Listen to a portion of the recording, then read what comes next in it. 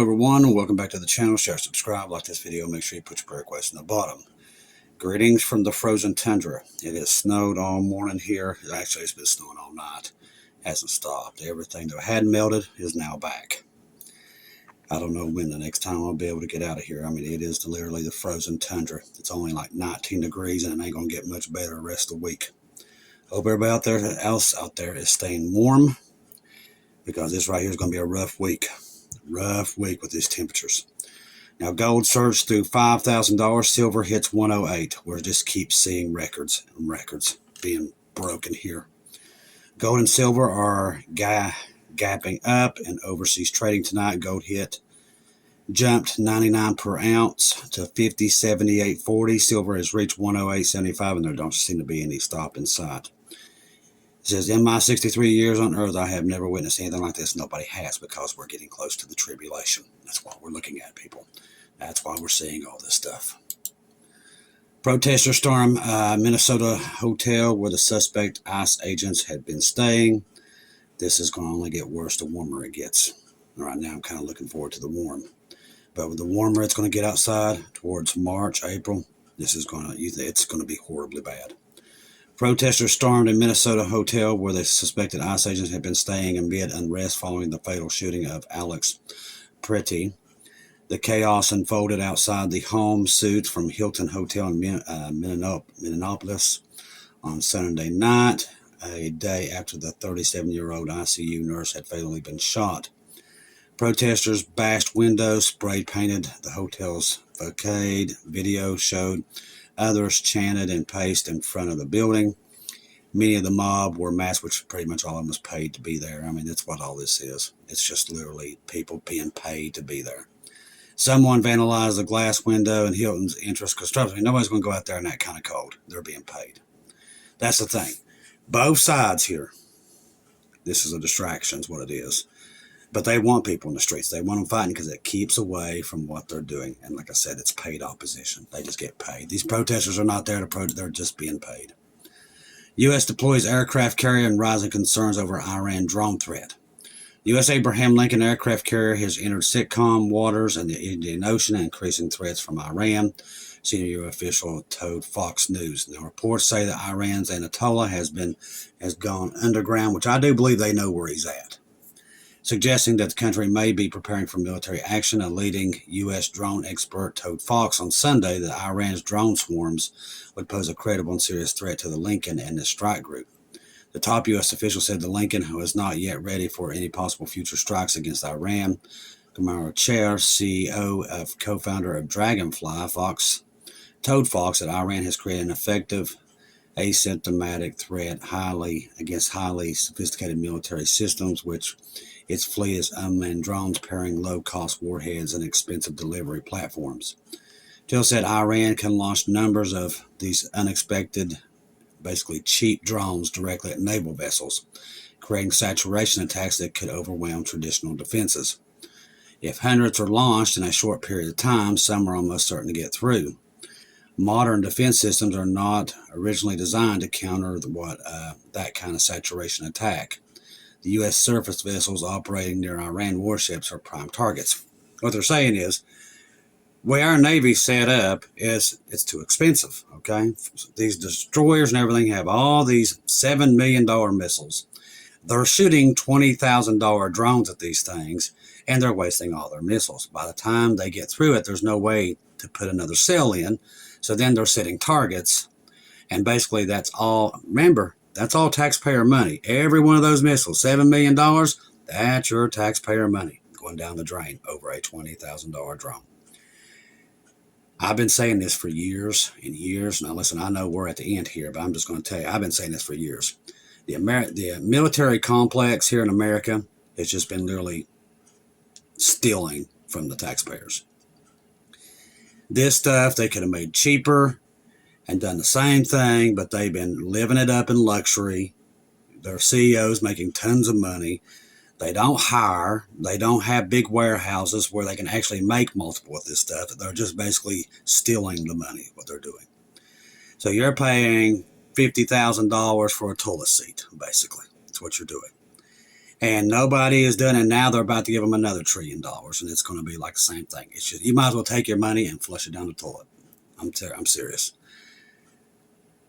The enemy has figured us out, okay? You take $10,000, $15,000 drones, and you just keep making that cheap stuff.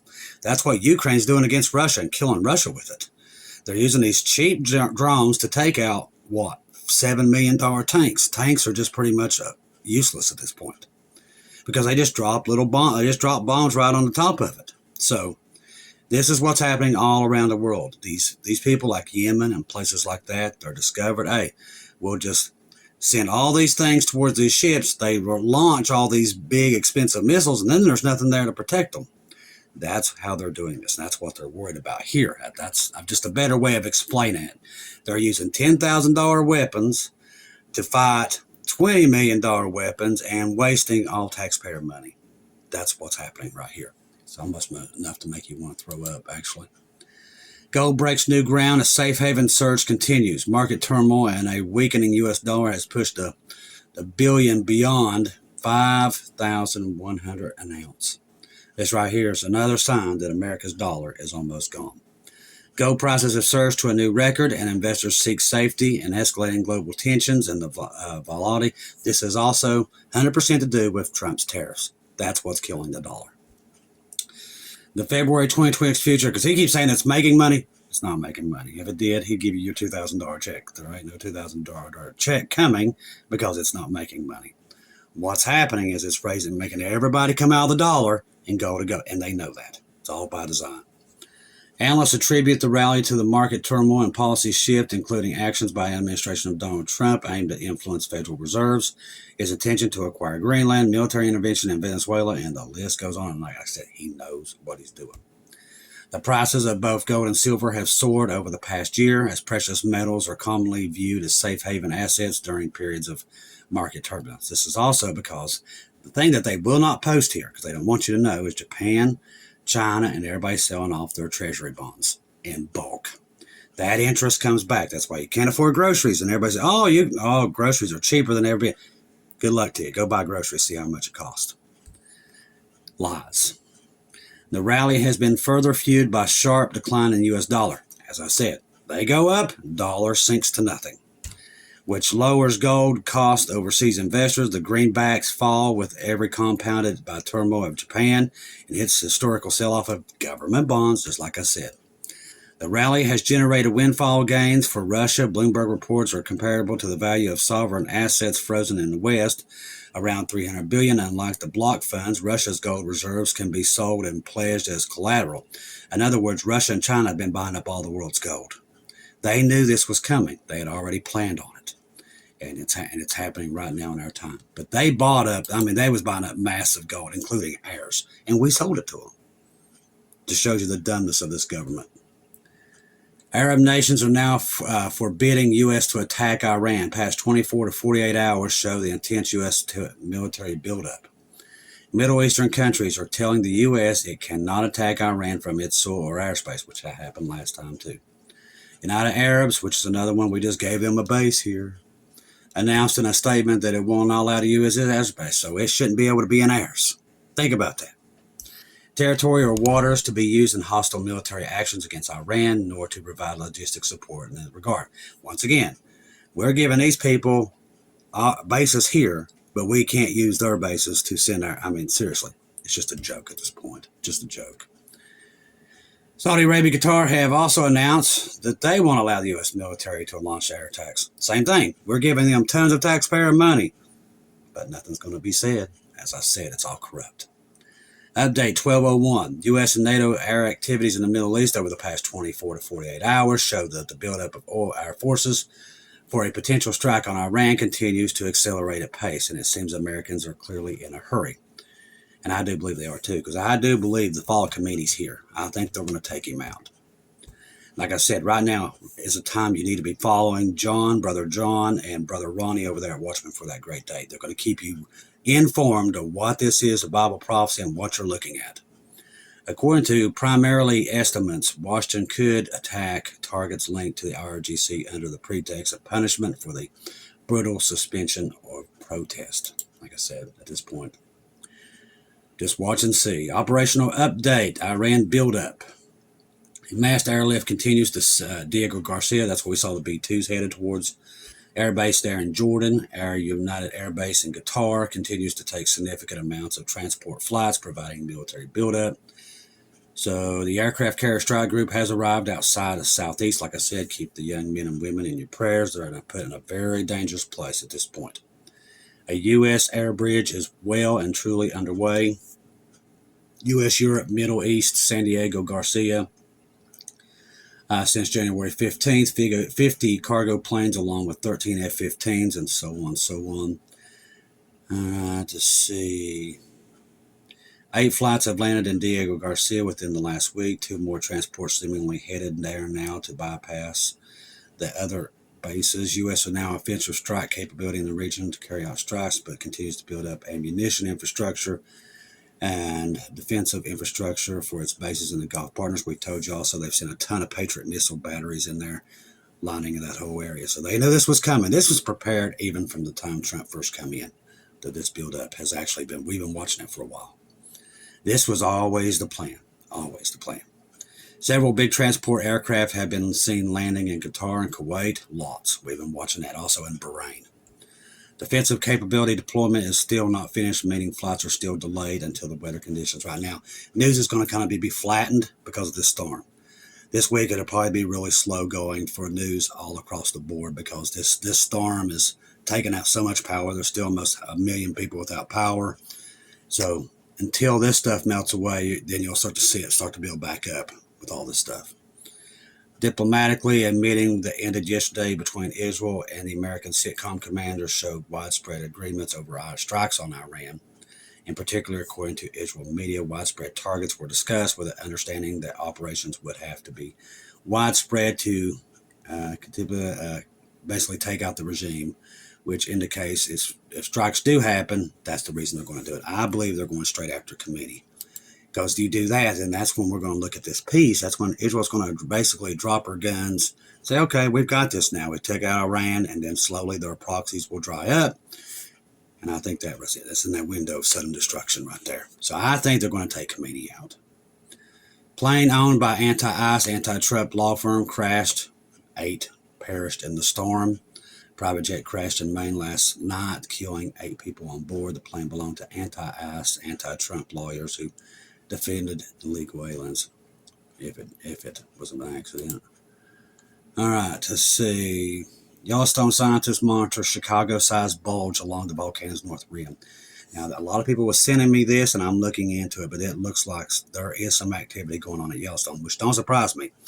The reason I say that, because we got to be very careful here, too. It's another thing that they'll knock you off, so they know they're hiding something. A lot of people have been reporting these craters opening up on the West Coast. We've been seeing them from Colorado to the Dakotas, down to Mexico. And anybody reports them, they lose their channels. They do, every one of them. Or they just disappear. We've been watching activity. They've been hiding the earthquakes, the volcano activity. We've been watching them do it for months. They know something's coming, and they're keeping it hid, very well hid. And if you start to even talk about it, they'll kick you off. The Greater Yellowstone remains one of the most dramatic places on the planet, and largely due to the ongoing volcano, the activity that keeps the park's geysers erupting and hot springs bubbling.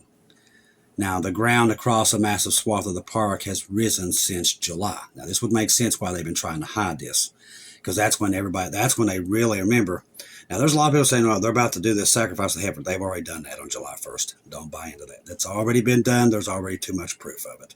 So I'm not listening to that stuff anymore. They've already done it, and the news proves it.